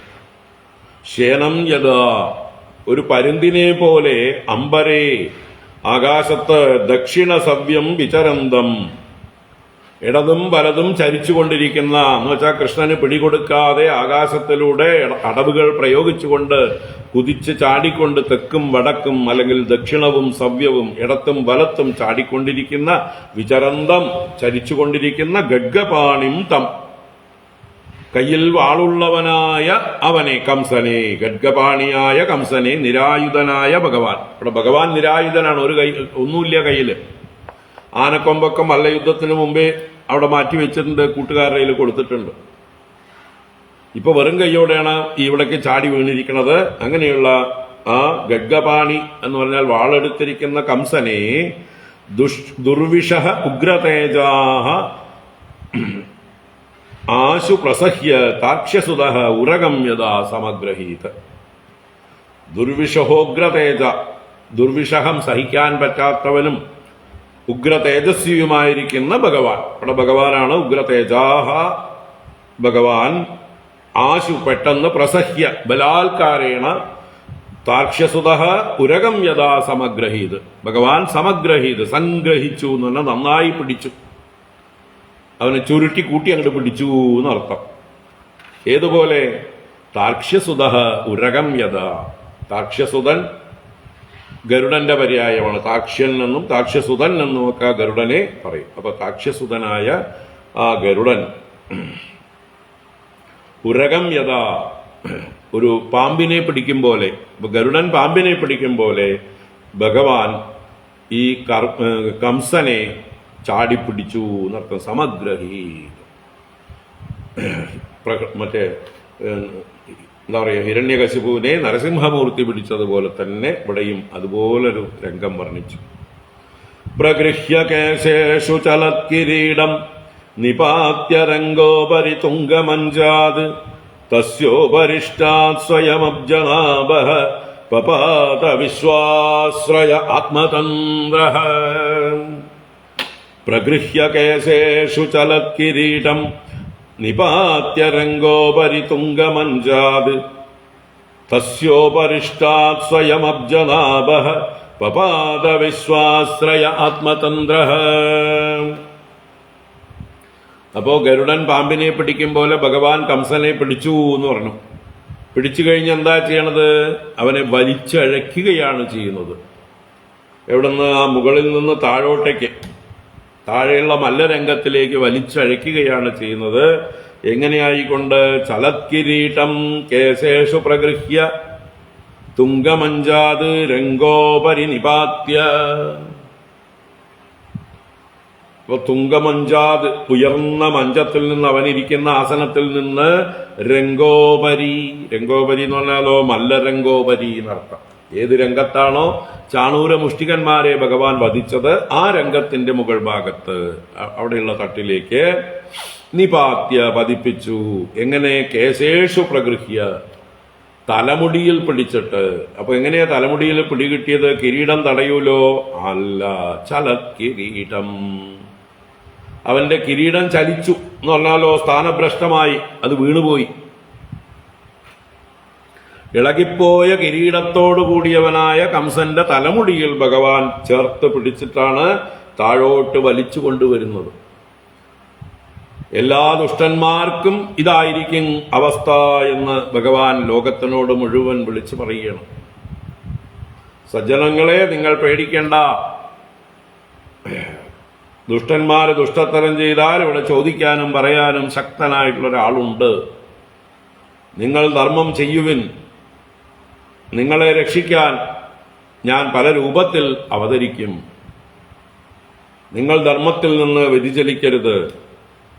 ദുഷ്ടന്മാരെ പേടിച്ച് നിങ്ങൾ അധർമ്മം പ്രവർത്തിക്കരുത്. ദുഷ്ടന്മാരുടെ കാര്യം ഞാൻ നോക്കിക്കൊള്ളാതാ ഇതുപോലെ. അപ്പൊ എങ്ങനെയാണോ ഭഗവാൻ ആ ഹിരണ്യകശിപുവിനെയും പിച്ചി ചീന്തി കറിവേപ്പില ചണ്ടി വലിച്ചെറിയും പോലെ വലിച്ചെറിഞ്ഞത്, അതുപോലെ അവിടെ കിരീടമൊക്കെ തട്ടിക്കളഞ്ഞ് തലമുടിയിൽ പിടിച്ച് വലിച്ച് താഴോട്ട് വലിച്ചു കൊണ്ടുവരും. ഒരു രാജാവിനെ ഇങ്ങനെ വലിക്കാവോ എന്ന് ചോദിച്ചാൽ, രാജാവ് ദുഷ്ടനായി കഴിഞ്ഞാൽ എന്താ ചെയ്യുക? അമ്മാവനെ ഇങ്ങനെ വലിക്കാവോ എന്ന് ചോദിച്ചാൽ, അമ്മാവൻ ഇവിടെ അമ്മാവനൊന്നും അല്ല, കൊല്ലപ്പെടേണ്ട ആദതായിയാണ്, ദുഷ്ടനാണ്. അതുകൊണ്ട് ഇവിടെ അമ്മാവനുമില്ല, രാജാവുമില്ല, എല്ലാ മര്യാദകളും അയാൾ ലംഘിച്ചു കഴിഞ്ഞിരിക്കണം. ഇനിയിപ്പോൾ അയാളെ പൂജിക്കേണ്ട യാതൊരു കാര്യവുമില്ല. അതുകൊണ്ട് ആ ഭഗവാൻ എന്ത് ചെയ്തു? ചലത്കിരീടം കേശേഷു പ്രഗൃഹ്യ, ഇളകിപ്പോയ കിരീടത്തോടു കൂടിയ കംസനെ തലമുടിയിൽ പിടിച്ച് വലിച്ചഴച്ചുകൊണ്ട് തുംഗമഞ്ചാത് രംഗോപരി നിപാത്യ, ആ ഉയരത്തിൽ നിന്ന് താഴോട്ടേക്ക് പതിപ്പിച്ച് ഭഗവാൻ അബ്ജനാഭഃ വിശ്വാശ്രയഃ ആത്മതന്ത്രഃ. 3 പേരാണ് ഇവിടെ ഭഗവാൻ പറഞ്ഞത്. അബ്ജനാഭഃ, അബ്ജനാഭൻ എന്ന് പറയുമ്പോൾ അബ്ജം നാഭിയിലുള്ളവൻ അല്ലേ? ഈ ലോകത്തെ മുഴുവൻ ജനിപ്പിച്ചവൻ എന്നർത്ഥം. പത്മനാഭൻ, തന്റെ നാഭിയിൽ നിന്നാണ് ലോകരൂപമായ പത്മവും അതിലിരിക്കുന്ന സൃഷ്ടികർത്താവായ ബ്രഹ്മദേവനും ഒക്കെ ഉണ്ടായി വന്നത്. അപ്പൊ ഈ പ്രപഞ്ചത്തിന്റെ കാരണഭൂതനാണ് ഈ ഭഗവാൻ എന്ന് സൂചിപ്പിക്കുകയാണ്. അതുകൊണ്ട് ഭഗവാന് ഈ ദുഷ്ടനെ ശിക്ഷിക്കാൻ തീർച്ചയായിട്ടും അധികാരമുണ്ട്. വേറെ ആരുമല്ല, നാട്ടുകാരല്ല ശിക്ഷിക്കുന്നത്, അർഹതയുള്ള ആള് തന്നെയാണ് ശിക്ഷിക്കുന്നത്. അബ്ജനാഭഃ വിശ്വാശ്രയഃ, ഈ വിശ്വത്തിന്റെ ആശ്രയഭൂതനാണ്. എല്ലാവർക്കും സർവർക്കും ആശ്രയഭൂതനാണ്, വിശ്വത്തിന്റെ ആധാരഭൂതനാണ്. ആശ്രയം എന്നുള്ളതിന് ഒരുപാട് അർത്ഥം. എല്ലാവർക്കും അവരുടെ അഭയത്തിനായി ആശ്രയിക്കാവുന്നവനുമാണ്. അതേസമയം ഈ ലോകത്തിന് ആഭരണത്തിന് സ്വർണം എന്ന പോലെ, വസ്ത്രത്തിന് നൂലെന്ന പോലെ ഈ ലോകത്തിനെ നിലനിർത്തുന്നവനാണ് വിശ്വാശ്രയം. വിശ്വാശ്രയനായ ഭഗവാൻ ആത്മതന്ത്ര സ്വതന്ത്ര. ഭഗവാൻ ആരോടും ആൻസറബിൾ അല്ല. ഭഗവാന്റെ മുകളിൽ ഒരു നിയമങ്ങളും ഇല്ല. എല്ലാ നിയമങ്ങളും ഭഗവാൻ നിർമ്മിച്ചിട്ടുള്ളതാണ്. അതുകൊണ്ട് ഏതെങ്കിലും നിയമങ്ങളെ കൊണ്ടോ ഏതെങ്കിലും നിയമവ്യവസ്ഥകൾ, നിയമപീഠങ്ങൾ ഒന്നുകൊണ്ടും ഭഗവാനെ നിയന്ത്രിക്കാൻ ആർക്കും ആവില്ല.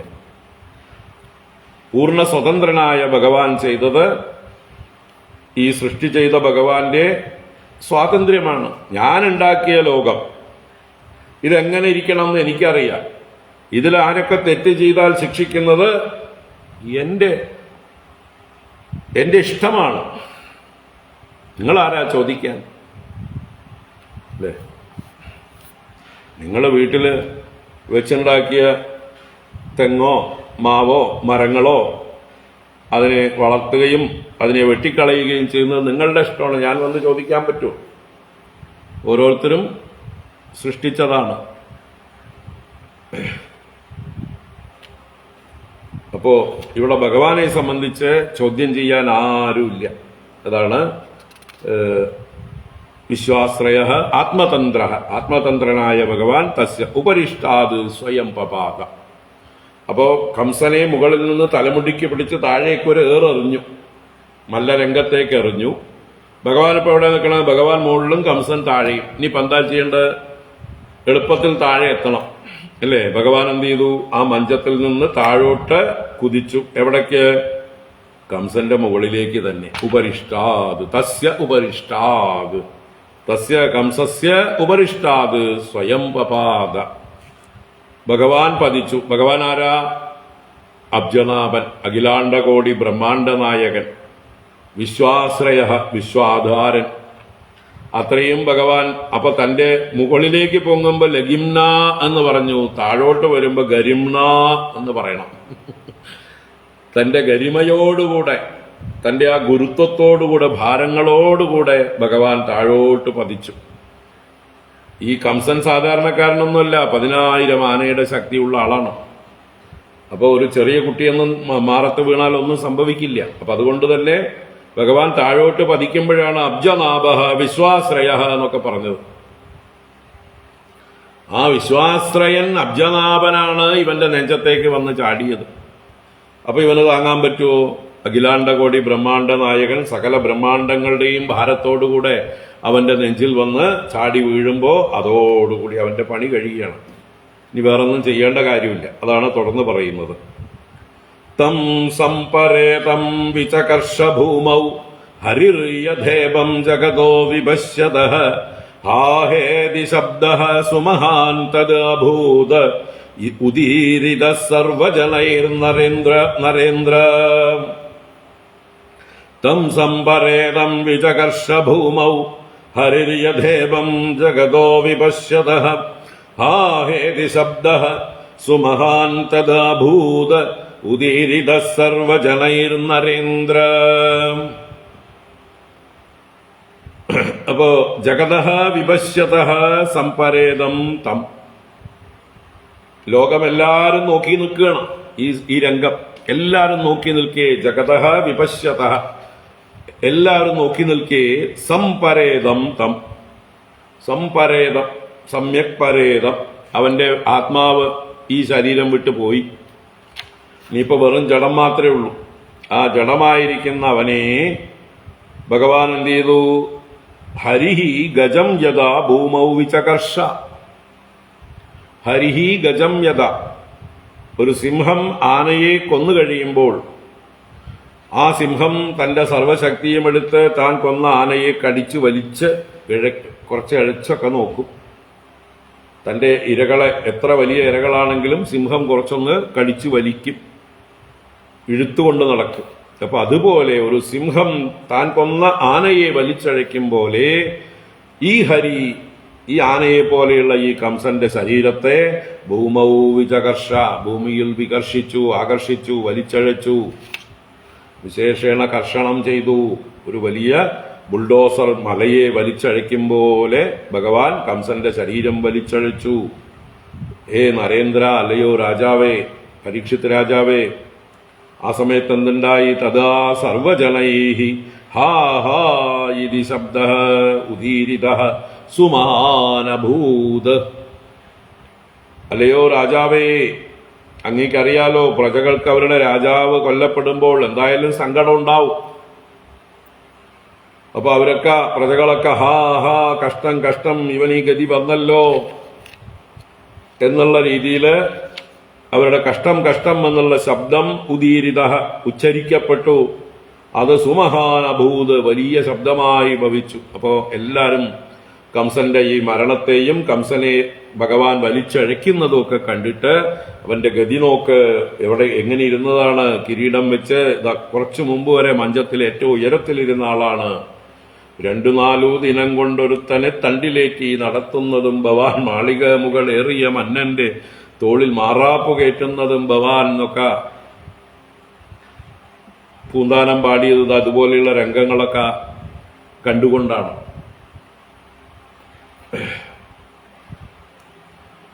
അപ്പൊ നിമിഷ നേരം കൊണ്ടാണ് രാജാതിരാജനായി കിരീടം വെച്ച് മഞ്ചത്തിലെ ഏറ്റവും ഉന്നത ആസനത്തിലിരുന്ന കംസൻ നിമിഷം കൊണ്ടുതാ മൃതശരീരനായി വലിച്ചഴയ്ക്കപ്പെടുന്നു.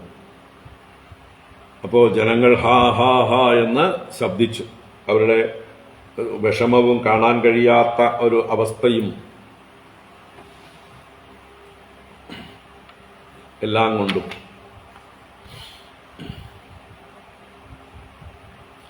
എന്തായാലും അവൻ അത് അർഹിക്കുന്നതാണ്, അതവന് കിട്ടി. ജനങ്ങൾക്ക് കാണിച്ചു കൊടുത്തു. അതുപോലെ കംസനെ പോലെ ദുഷ്ടന്മാരായാൽ നിങ്ങൾക്കും ഇതായിരിക്കും അവസ്ഥ എന്ന് ഭഗവാൻ എല്ലാവർക്കുള്ള ഒരു വാണിംഗ് ആണിത്, ഒരു സൂചനയാണ്. അപ്പം അങ്ങനെ മഹത്തായ ശബ്ദം ഹാ ഹാ ഹാ ഹാ എന്നുള്ള ഉദീരിതമായ ജനങ്ങളുടെ ശബ്ദം, സർവജനൈഹി ഉദീരിത ശബ്ദ സുമഹാനഭൂത്, വലിയ ശബ്ദമായി തീർന്നു, ഒരു കോലാഹലമായി തീർന്നു. അയ്യോ അയ്യോ എന്നൊക്കെ പലരും നിലവിളിക്കുന്നുണ്ടാവും. അവന്റെ ഭാര്യമാരൊക്കെ ഇനി നിലവിളിക്കാൻ പോകുന്നുള്ളത് വരുന്നു. സനിത്യതോദ്വിഗ്നധിയാതമീശ്വരം പിബൻ വദൻ വാ വിചരൻ സ്വപൻ ശ്വസൻ ദദർശ ചക്രായുധമഗ്രതോ യതഃ തദേവ രൂപം ദുരവാപമാപ. സനിത്യതോദ്വിഗ്നധിയാതമീശ്വരം പിബൻ വദൻ വാ വിചരൻ സ്വപൻ ശ്വസൻ ദദർശ ചക്രായുധമഗ്രതോ യതഃ തദേവ രൂപം ദുരവാപമാപ.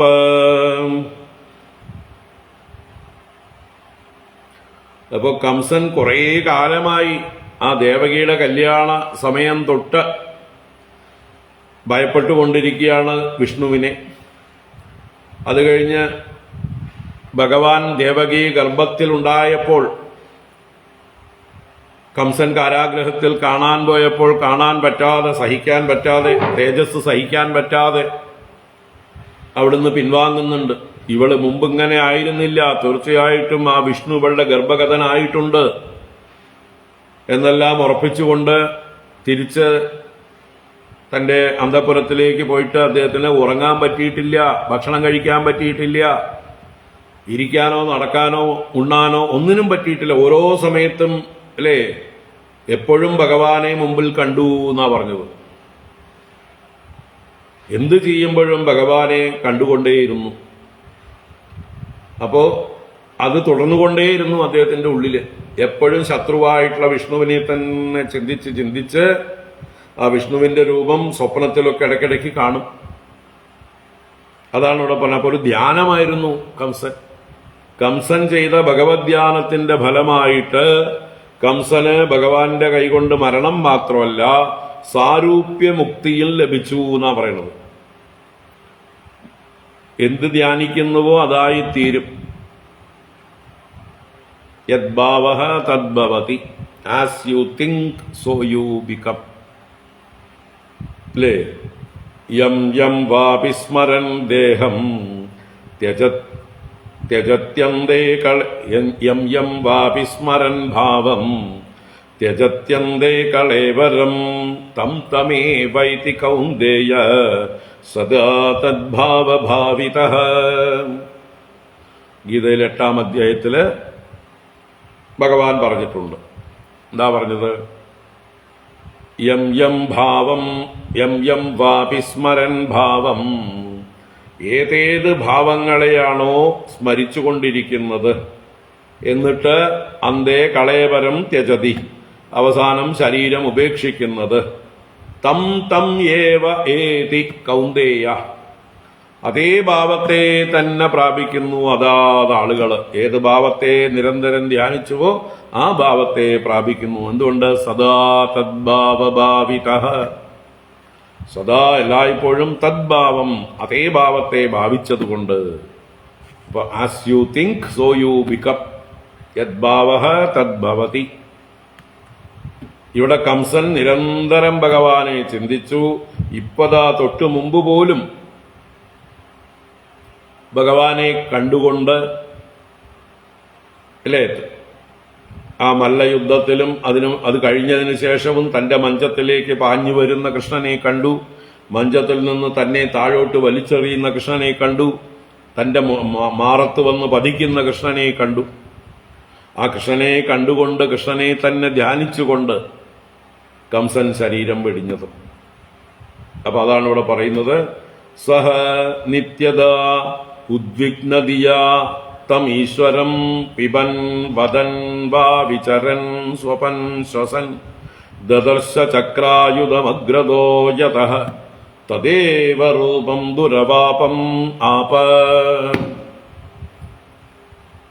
അപ്പൊ അവൻ സഹ നിത്യത സർവദാ, എല്ലായ്പ്പോഴും, ഉദ്വിഗ്നതിയ, ഭയപ്പെട്ട ബുദ്ധിയോടുകൂടെ, എപ്പോഴും ഭഗവാനെ മറക്കാൻ പറ്റാറില്ല കംസന്.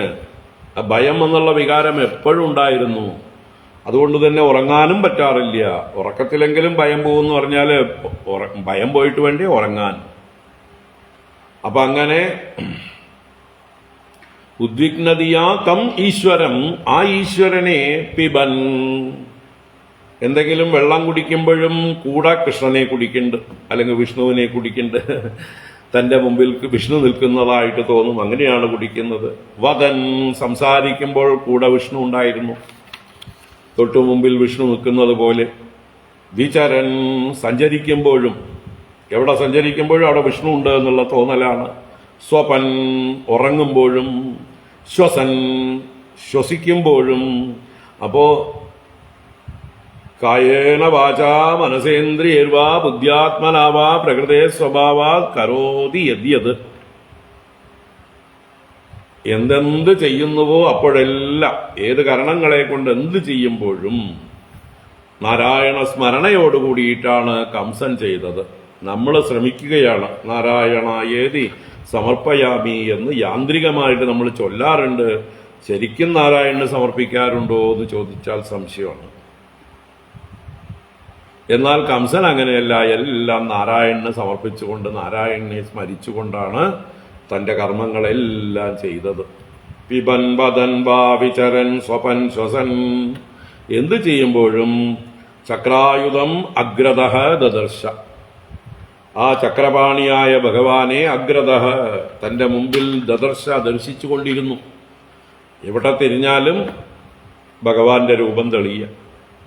ഒരുത്തനെ തന്നെ നനച്ചിരുന്നാൽ വരുന്നതെല്ലാം അവനെന്ന് തോന്നും എന്നുള്ള ന്യായേന ആ കൃഷ്ണനോടുള്ള ഭയം, ഭഗവാനോടുള്ള ഭയം, എപ്പോഴും ചക്രപാണിയായി ഭഗവാനെ കണ്ടുകൊണ്ടിരുന്നു.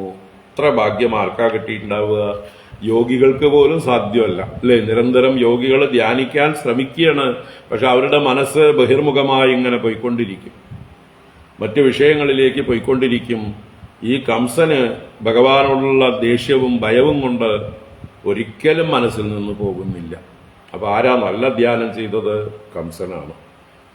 അതുകൊണ്ട് ചക്രായുധം അഗ്രതോ ദദർശ, അതുകൊണ്ട് യതഃ തദേവ രൂപം ദുരവാപം ആപ, തദേവ രൂപം, ആ രൂപത്തെ തന്നെ. അതെങ്ങനെയുള്ളത്? ദുരവാപം, ആർക്കും പ്രാപിക്കാൻ പ്രയാസമേറിയത്.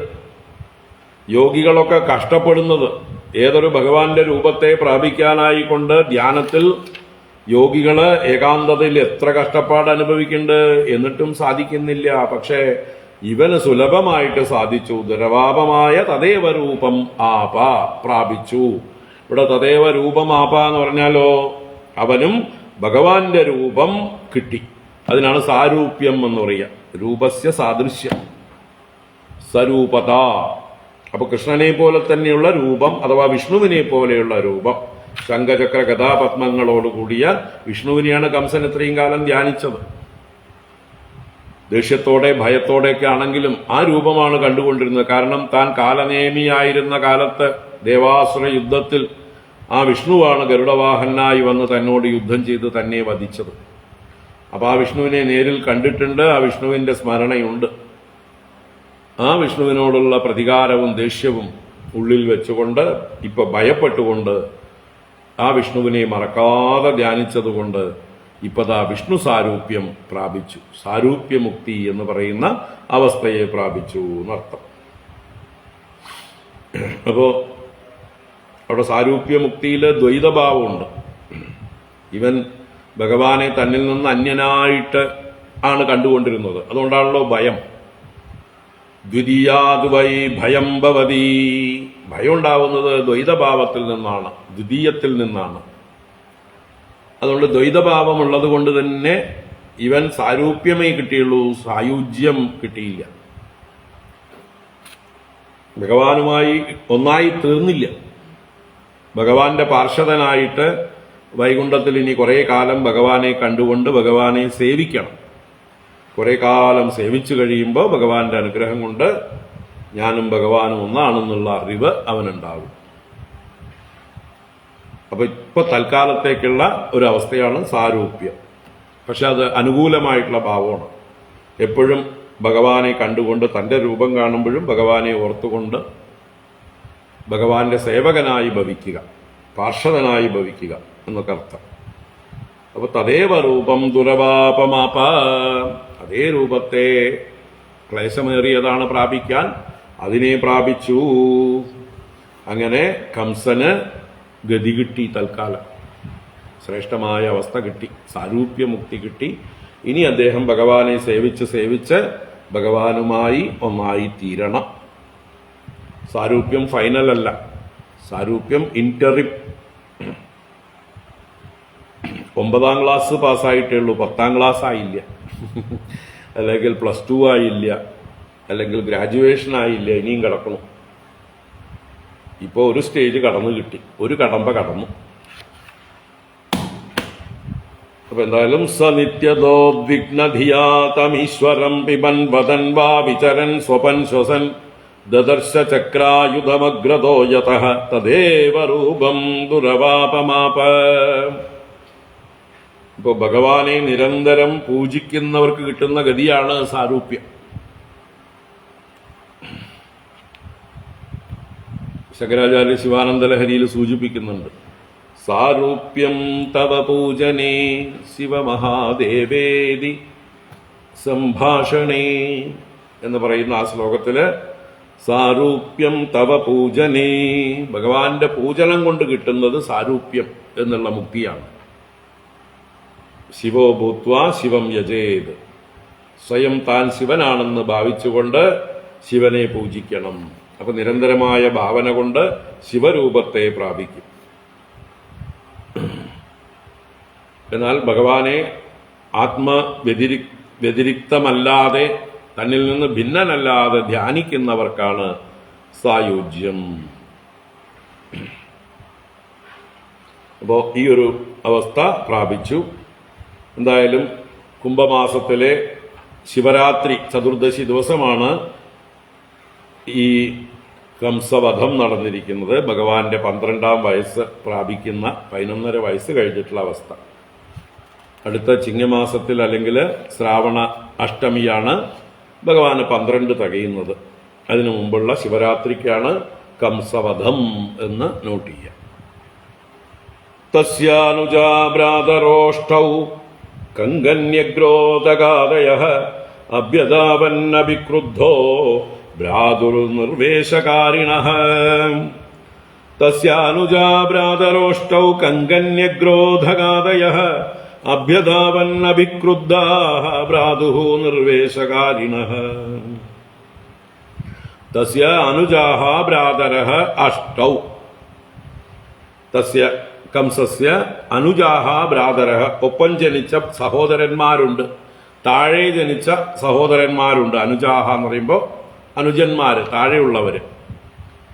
എത്ര പേര്? അഷ്ടൗ. അഷ്ടൗ എന്ന് പറഞ്ഞാൽ 8 സഹോദരന്മാരാണ്. അതിൽ പ്രധാനികളുടെ പേരെടുത്ത് പറഞ്ഞു. കങ്ക, ന്യഗ്രോധക, ആദയ. കങ്കൻ പ്രമുഖൻ, ന്യഗ്രോധകൻ രണ്ടാമൻ, ആദയ എന്നുള്ളത് കൊണ്ട് ബാക്കി 6 പേരും. ഇവരെയൊക്കെ പേര് കിട്ടണമെങ്കിൽ നവമസ്കന്ധത്തിൽ പോയാൽ മതി. നവമസ്കന്ധത്തിൽ ഈ കംസനെ കുറിച്ചൊക്കെ, ഉഗ്രസേനന്റെ മകനായിട്ട് കംസനുണ്ടായി, കംസന് 8 മക്കളുണ്ടായി എന്ന് പറയുന്ന സന്ദർഭത്തില് ബാക്കി പേരൊക്കെ പറഞ്ഞിട്ടുണ്ട്. അവിടുന്ന് നോട്ട് ചെയ്തെടുക്കാമാണെങ്കിൽ മിക്കവാറും 23-ാം അധ്യായത്തിലോ 24-ാം അധ്യായത്തിലോ നവമസ്കന്ധത്തില് കാണും. അപ്പൊ എന്തായാലും കങ്കന്യഗ്രോധകാതയ, ഇവരുടെയൊക്കെ പേരറിഞ്ഞിട്ട് എന്താ കാര്യം അല്ലേ? ദുഷ്ടന്മാരുടെ പേര്. അവരെന്ത് ചെയ്തു? അഭ്യതാപൻ അഭിക്രുദ്ധാഹ. എന്തുകൊണ്ട്? ഭ്രാതുഹു നിർവേശകാരിണ. ഭ്രാതുഹു സഹോദരന്, നിർവേശകാരിണ. നിർവേശം എന്ന് പറഞ്ഞാൽ എന്താ? പ്രത്യുപകാരം, പ്രതിവിധി. ഇവിടെ എന്താ പറയാ? പ്രതിക്രിയ, പ്രതികാരം. അപ്പൊ സഹോദരന് വേണ്ടി പ്രതികാരം ചെയ്യാനായിക്കൊണ്ട്, സഹോദരനെ കൊന്ന കൃഷ്ണനോട് പ്രതികാരം ചെയ്യാനായിക്കൊണ്ട്, അതാണ് ഭ്രാതുഹു നിർവേശകാരിണ കങ്കനഗ്രോധകാതയ അഷ്ടൗ ഭ്രാതരഃ അഭിക്രുദ്ധാഹ അഭ്യതാവൻ. അഭിക്രുദ്ധാഹ നല്ലതുപോലെ ക്രോധിച്ചവരായിട്ട്. അവരുടെയൊക്കെ രക്ഷകനായിരുന്നു ഇപ്പൊ നഷ്ടപ്പെട്ടിരിക്കുന്നത്. അവരുടെ ജ്യേഷ്ഠൻ മാത്രമല്ല, ശക്തനായിരുന്നു. ഇത്രയും ശക്തനായിട്ടുള്ള ഒരാൾ ജ്യേഷ്ഠനായി രാജാവായുള്ളപ്പോ ഇവർക്ക് എന്തൊക്കെ പ്രിവിലേജ് കിട്ടും അനുജന്മാർക്ക് അല്ലേ? എവിടെ പോയാലും ബഹുമാനം കിട്ടും, എവിടെ പോയാലും എന്ത് വേണമെങ്കിലും കിട്ടും, എല്ലാ സ്ഥാനമാനങ്ങളും കിട്ടും. അപ്പൊ അങ്ങനെ കംസന്റെ കെയർ ഓഫിൽ ഞെളിഞ്ഞു നടന്നിരുന്നവരാണ്. എല്ലാ പ്രിവിലേജസും അനുഭവിച്ചുകൊണ്ടിരുന്നു. അപ്പൊ അതെല്ലാം നഷ്ടപ്പെട്ടു. അപ്പൊ അവർക്ക് കോപം ഉണ്ടാവാതിരിക്കും. അപ്പൊ അതുകൊണ്ട് അവര് ക്രുദ്ധരായിക്കൊണ്ട് അഭിധാവനം ചെയ്തു, ഭഗവാന്റെ നേരെ പാഞ്ഞു എന്നർത്ഥം. ആയുധങ്ങളുമായി എതിരിട്ട് വന്നു. അപ്പോഴോ അതിരപസാൻ താൻ തു സംയത്താൻ രോഹിണീ സുതഃ അഹൻ പരിഗമുദ്യമ്യ പശൂനിവ മൃഗാദിപഃ. തദാ അതിരപസാൻ താൻ തു സംയത്താൻ രോഹിണീ സുതഃ അഹൻ പരിഗമുദ്യമ്യ പശൂനിവ മൃഗാദിപഃ. തദാ അപ്പോൾ, അല്ലെങ്കിൽ അപ്രകാരം, അതിരപസാൻ, അതിരപസാൻ അതിവേഗതയോടുകൂടി വന്നവർ, അതിശക്തിയോടുകൂടി വേഗതയോടുകൂടി പാഞ്ഞു വന്നവർ എന്നർത്ഥം. രപസ് എന്ന് പറഞ്ഞാൽ വേഗത. അതിരപസ് അതിവേഗത്തോടുകൂടി വന്നവർ. സംയത്താൻ, സംയത്താൻ വേണ്ട പോലെ യത്നം ചെയ്യുന്നവരായിട്ട്, പ്രയത്നം ചെയ്യുന്നവരായിട്ട്, ഒരുങ്ങി വന്നവർ എന്ന് പറയില്ലേ, അങ്ങനെയുള്ളവരായിട്ട്. താൻ തൂ അവരെയാകട്ടെ രോഹിണീ സുതഃ, ആരാ? ബലരാമസ്വാമി, രോഹിണീപുത്രനായ ബലരാമസ്വാമി. മൃഗാദിപഃ പശൂനിവ പരിഗമുദ്യമ്യ അഹൻ, കൃഷ്ണന് വിട്ടുകൊടുത്തില്ല. ഇവർക്ക് അതിനുള്ള യോഗ്യതയില്ല, തന്റെ കൈകൊണ്ട് തന്നെ പണി കഴിച്ചാൽ മതി എന്ന് വിചാരിച്ചുകൊണ്ട് മൃഗാദിപഃ പശൂനിവ, സിംഹമാണ് മൃഗാധിപൻ. അപ്പൊ സിംഹത്തിന്റെ നേരെ ഏതെങ്കിലും ചെറിയ മൃഗങ്ങൾ പാഞ്ഞു ചെന്നാൽ സിംഹം വകവയ്ക്കുവോ? എല്ലാറ്റിനെയും കടിച്ചു കുടഞ്ഞിടും. അപ്പൊ അതുപോലെ മറ്റു പശുക്കളെ അഥവാ മൃഗങ്ങളെ എന്ന പോലെ പരിഗം ഉദ്യമ്യ, ബലരാമസ്വാമിയുടെ കയ്യില് പരിഗമുണ്ടായിരുന്നു, ഒലയ്ക്ക ഉണ്ടായിരുന്നു എന്നാ എവിടുന്ന് കിട്ടിയെന്നറിയില്ല. എന്തായാലും പരിഗമുദ്യമ്യ അഹന്, എന്തെങ്കിലും ഒരു തൂണിനെ പറിച്ചെടുത്താലും പരിഗമാക്കും. വല്ലഭന് പുല്ലുമായുധം. അപ്പൊ അങ്ങനെയുള്ള ഒരു ഒലയ്ക്ക കൊണ്ട്, പരിഗം കൊണ്ട് ഈ അനുജന്മാർ 8 പേരെയും, കംസന്റെ 8 അനുജന്മാരെയും ബലരാമസ്വാമി തന്നെ നിരത്തി വധിച്ചു, പണി കഴിച്ചു. ഭഗവാന് ഒന്നും ചെയ്യേണ്ടി വന്നില്ല. നേതുർദുന്ദുഭയോ വ്യോംനി ബ്രഹ്മേശാദ്യാ വിഭൂതയഃ പുഷ്പൈ കിരന്ദഃ സംപ്രീതാഃ ശശംസുഹു നനൃതുഃ സ്ത്രിയഃ. എന്തായാലും ഇപ്പൊ തീരില്ല, 10 ശ്ലോകങ്ങളുണ്ട്. നമുക്ക് വൈകുന്നേരം കാണാം. 6:45 കാണാം. അപ്പൊ തുടരാം. ഓം കായേന വാചാ മനസേന്ദ്രിയൈർവാ ബുദ്ധ്യാത്മനാ വാ പ്രകൃതേ സ്വഭാവാത് കരോമി യദ്യത് സകലം പരസ്മൈ നാരായണായേതി സമർപ്പയാമി. ഓം ശാന്തി ശാന്തി ശാന്തി. ഹരി ഓം. ശ്രീ ഗുരുഭ്യോ നമഃ. ഹരി ഓം.